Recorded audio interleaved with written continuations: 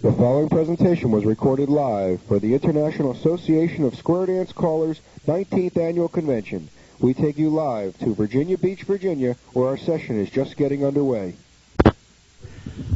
First off, if you were not at the early session that Debbie did for us, let me introduce to you Debbie Wittrup, who is from the Washington area.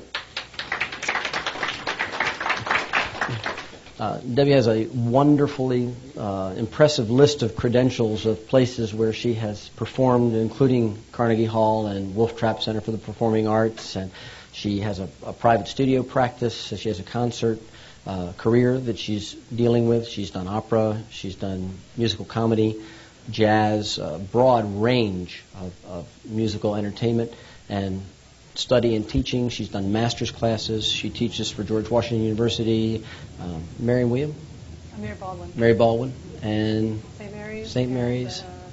What was the other one I was thinking? Frostburg, okay. Institutions from, in and around the Washington, Virginia areas, as well as the work that she's done in New York, where she placed second in the New York Metropolitan Opera auditions, which is no small factor. I've worked with Debbie. I was referred to Debbie as a voice teacher. I needed some help. I needed some work. Still do. I need somebody to get after me to make me practice and do the things I'm supposed to do. And I found it more than a little enlightening, and it made a significant difference in my performing skills. And I had been performing even full-time when I first went to Debbie, and I had been calling probably 15 years at the time.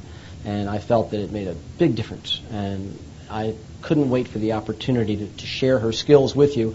And then as more and more lady callers became part of the organization, we wanted to address their needs, because invariably as caller coaches and trying to work with the lady callers, the questions would always come, well, what can we do?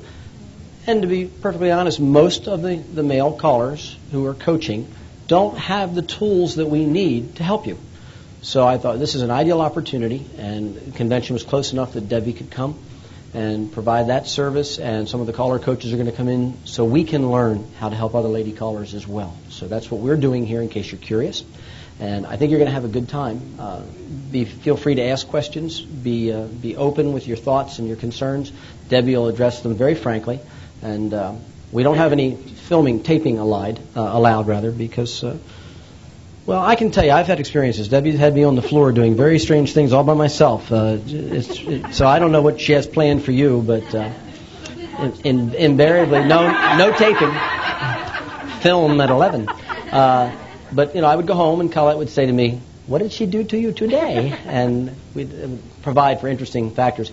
But all what she does, I can tell you from my own personal experience, has an impact. It has a way to reach you, to let you get a grip on some things that are not always easily held onto. And that's the important tools. I'll turn it over to Debbie. Okay. Thank you. Can you hear? Oh, great. I've never been on this kind of a mic before. This is wild. Am I on? Oh, here he comes. Okay. Am I on? Am I on now? Can you hear? No? Okay. I will just talk loud till we get going. Or is there a switch on? Is it on now? Yes. Woo! Yeah. A little much. It's okay, just don't inhale. God, could be very exciting in here. Yes. Hi. I'm very pleased to be here to work with you. John was gracious enough, and some of you were gracious enough to loan me a few tapes to listen to, so I could get a general little tiny smattering of an overview of what kinds of problems you have to deal with. And they are quite significant problems that you have to deal with. I think the major problem is repertoire. And that's a big fancy word. For those of you that were at the morning, you know what it means. For those of you that were not, it's a big fancy word for what you sing, the choices that you make in the songs that you choose to perform. I think part of the problem is that you have no choice over key, which of course as a classical musician freaks me out totally, because I get to choose any key I want, except in opera. Then we run into that. But that is a major factor. I can't stress that one enough. And so one of the things we're going to be talking about is how to choose repertoire that really is best for you. Some of this will be a little repetitive to those of you that were in the morning session, but some of it bears repeating. We are going to do a lot more with the breathing and the technique, and I'm going to try to do as many individual hands-on work with you as you'll permit. I think the first thing that we talked about was what I call the ABCs of choosing pieces. And what I mean by that is that I think one of the things you need to do is to decide which pieces. Now, that has to do with a multitude of things. It has to do with style that works for you, emotional impact, what you're comfortable dealing with emotionally. In other words, the mood of the piece. Okay? Sometimes, there are certain pieces that are a little too close to home or a little bit too far away from our own experience. And so it makes it a little more challenging emotionally to put that mood across. Okay? Key is a factor, or range. We'll call it range, if you will. Style. Are you more comfortable singing jazz pieces? Are you more comfortable singing country ballads? What, with your voice, your individual uniqueness, are you best at doing? All right? That's a starting point. And what you do within that realm then is that you pick a selection of songs that best fits you and your individuality and your uniqueness. And the better you are at doing that, the better you sound. Okay? One thing you don't want to do at a dance is to get up and expose a flaw. And you know what I mean. I mean, all of us have done that from time to time. You pick something that's a little bit iffy, and it doesn't work at the dance. Okay? So what the A group or the A category is all about is about picking pieces that are really good for you. They fit, they feel good, they work every time, upside down, backwards, sideways. That goes in your A group. Those are the ones you want to do most of the time at your club dances and at your festivals and at your jamborees if you're working at that level. Your B category then is pieces that you really like, but that stretch you a little bit. They're not quite in your grasp yet. You've got to work a little harder. They're a little iffy. On a real good day, they work great. And on a not so good day, they don't work. Okay? That's your B group. And your B group, I would do some of those at a club dance. I probably would avoid them at a jamboree or festival. Okay? Because basically at those big events, you want to look as good as possible. All right? But your club dancers are going to forgive a few things, and you can test out some stuff with them as well. The C category, then, is pieces that don't work so well, but will, with a little practice, a little work, a little coaching, maybe some voice lessons, whatever it is you choose to do. Okay, and coaches, that's up to you guys to be very helpful about that. By guys, I mean men and women. The generic guys, thank you. Yes, I'm going to be very generic today. And that's really part of your job is to help the people that you're coaching decide what pieces really sound best in their voice. Okay? That's important. One way you can do it if you don't happen to have a coach, you don't happen to have a voice teacher, ask your dancers. Ask your fellow callers. Ask your friends. Ask your spouse. They're usually real honest. Okay? And see, do you see a pattern? Are they saying they really like the jazz pieces best? Are they saying they like the country ballads best? Are they saying they like the Broadway pieces best? Is there a certain style that you're finding comes up often that they really seem to like in your voice? That's really important. And those probably are the pieces that are going to be in your A category because you do them best. Now, the real challenge then is to work on keys. Ladies, it's tough, okay?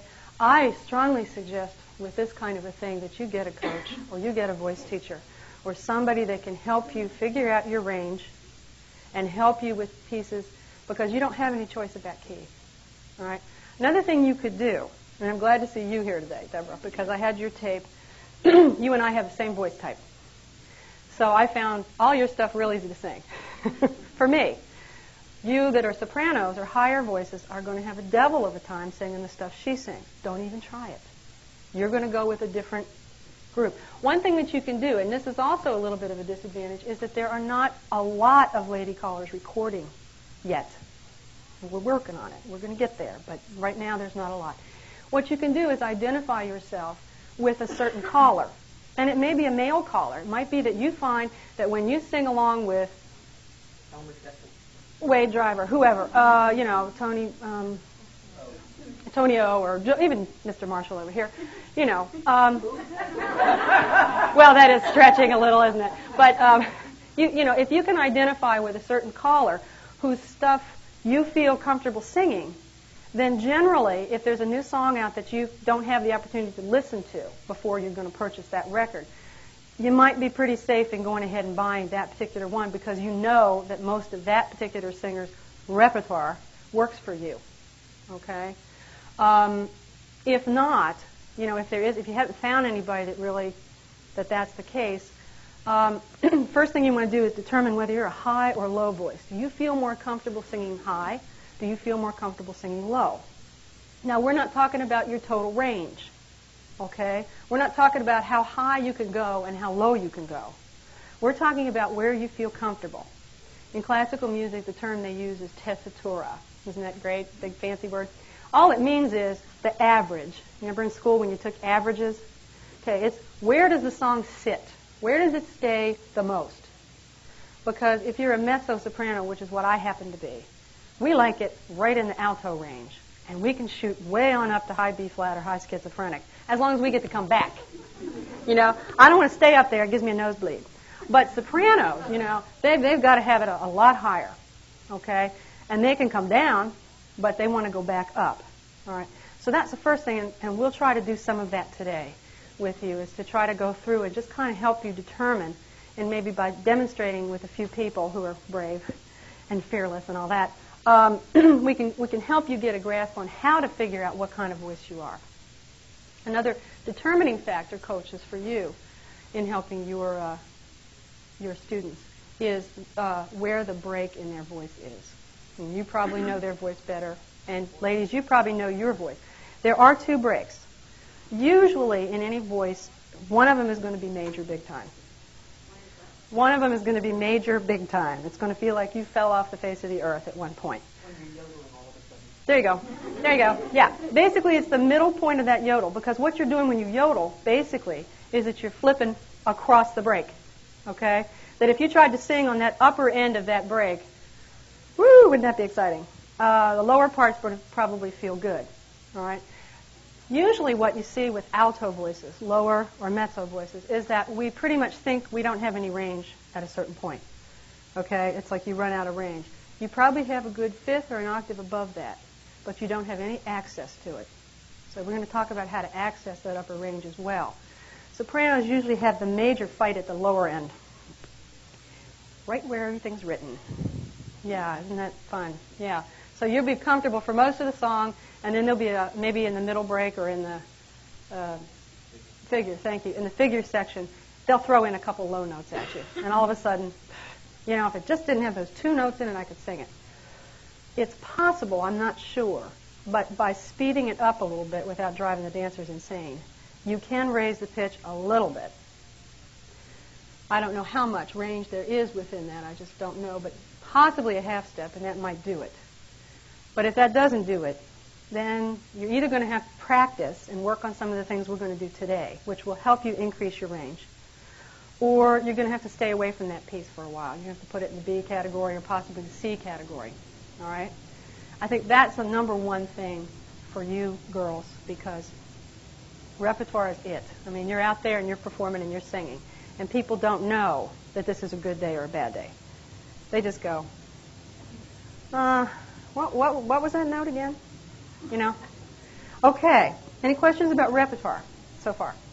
I started out as a Western caller, and I have started doing contra and traditional squares, and I found out there's a whole bunch of English and Scottish and Irish country music that I can sing just fine, that square dancers can dance to, even modern Great. square dancers. Wonderful. A whole new bag. Records, just open Yeah. over big doors. Oh, super. Are you guys communicating with each other? Okay, now listen, really, come on. This is a small group of folks. One thing you need to do is share, okay? We have to get into sharing. Did you learn that in kindergarten? Everything I wanted to know about life, I learned in kindergarten. You know that one? Yeah. You need to talk to each other. In order to, it's a legitimate art form, and we've got some time to catch up on, and we've got a way to go with that. And so we need to get together. We need to share and talk about certain repertoires, and we need to share information about, gee, I found this new piece that really sings easy, and it might work for somebody that you know, and it might open a whole new bag. Somebody's going, gee, I just can't do jazz and I can't do Broadway, but certainly could walk right in and do the Irish pieces. All right. So you do need to kind of get yourselves together and maybe do a little cross-referencing and a little networking is what we call it in my business. Okay? I mean, I've got mezzo-soprano friends, and I'm not going to make too many remarks about sopranos, but given the chance, sopranos are kind of, you know, every now and then a little egotistic, aren't we all? But you know, I do have friends that are mezzos that I call up and say, did you see that there's a competition? Or did you see this audition? You need to go to this. I mean, we have to be operating from the point of I am unique and different. And if I go to a competition and I win, it's because they liked my voice that day, not because I'm better. Another friend can go and not sound so good, and I know she can do better than that. But she just had a bad day, all right? We have to operate that way if we're going to move forward, all right? So that's one thing that we need to think about. And so if you can share information or network or whatever, vocal coaches, people to study with, anything that you can do, you know, you may want to do that. Mm-hmm. We've got a room full of lady callers here who obviously share problems. Is there a way that we can get each other's names and addresses before we leave? Why don't we think about that? Part of what's going on with the committee. Okay. We'll take that to the committee. That's just getting Great. up now. Good. Wonderful. I didn't even know that. I would say that. Well, everybody will come to the meeting tomorrow. We'll be able to put it all together and start an action plan now. Great. Lots of information. Okay, just whatever you want to work out. Let's work out after the session, okay? Now, as promised, I'm going to, did anybody who was not at this morning's session? Okay. Let me take a minute here and hand out some of these little gems. I don't know how far I'm going to go. Thanks, John. Okay, if you would take that over, then I can keep going here. Okay, what I am handing out is a vocal tip sheet. Now, this probably will answer a multitude of questions that I get asked a lot from students. It covers things like postnasal drip. How do I deal with it? Throat congestion. How do I deal with it? It talks about which products are safe over the counter, which ones are not. It talks about Ricolas. I think you all are really on that. Guess where that came from? Certain products are dangerous. Never, ever, ever, ever use Coracidin D, please. It causes hemorrhages in the vocal folds. Never use eucalyptus products like Halls or Victor's. They're wonderful for your nose, but they make your vocal cords swell. Okay? There are things of that nature on here. Now, ladies, there's some stuff that's specifically aimed at you. Men, be patient. We who get our monthly visit, this is important because about 3 days before that event and 2 days after it, you are going to have swollen vocal cords. Now, depending on what kind of water gain you get, you know, how severe it is, that's going to affect your voice. All right? You need to be aware of it. And what you're going to experience when you're singing is you're going to feel breathy. You're going to feel like you're running out of air. You're doing everything you usually do, and for some reason, it's just not working. All right? It's because when the vocal cords swell, then more air passes through them than normally. It's kind of like the safety patrols going this way, you know, instead of doing what they're supposed to do. Okay? So that does adversely affect us, and we need to be aware of that. So if you have a dance or a jamboree or a festival that you're going to be calling, and it's that time, you need to be aware. There are some products which are mentioned on the tip sheet that you can use safely. If you have health concerns, please check with the doctor before you use any over-the-counter product. I sound like a commercial. But, you know, it is important, and those can reduce the swelling so that you'll have less effect by that. Any hormonal changes also. Now, men do experience hormonal changes monthly, believe it or not. They don't like to hear that, but they do. And they also do in midlife, okay? Thank you for sharing, John Marshall. God had your number, too. You ate the apple also. So, you are going to have times of the month when your voice is a little bit strange also. All right, obviously on these sheets, now it depends on to what degree you're a performer, all right? If you're thinking about being a national caller, if you're really working toward a major career, this is it, then you really better pay attention to the item about smoking All right? Because it's really, really crucial. Whatever you do to your body affects your voice. And don't think you can get away with it, because you can't. There are singers in my profession as well who have been singing for a multitude of years and they smoke. But if you listen to an early tape of them and you listen to a tape of them now, you are going to see a major difference. We are talking about how good can you be. We're talking about excellence. We are not talking about getting by. All right? If it doesn't matter to you, if it's more of a hobby or it's just fun, you kind of have to gauge it to how it affects you. But if you want to be more excellent than you already are, you may take some of that more seriously then. Okay? It also talks about problems that we encounter traveling, dryness. Right now, I'm experiencing it big time. I don't have to sing, so I'm going to drink some ice water. So for those of you who are listening, I'm drinking. It should. It has ice in it, but I'm not singing. Yeah, thank you. Very good. Yeah, avoid drinks with ice. If you're sitting at a dance, don't slurp down an ice-cold Coke filled mostly with ice and then get up to sing. You're going to experience all kinds of tightness and problems. Spicy food makes you very dry and very thirsty. And obviously alcohol.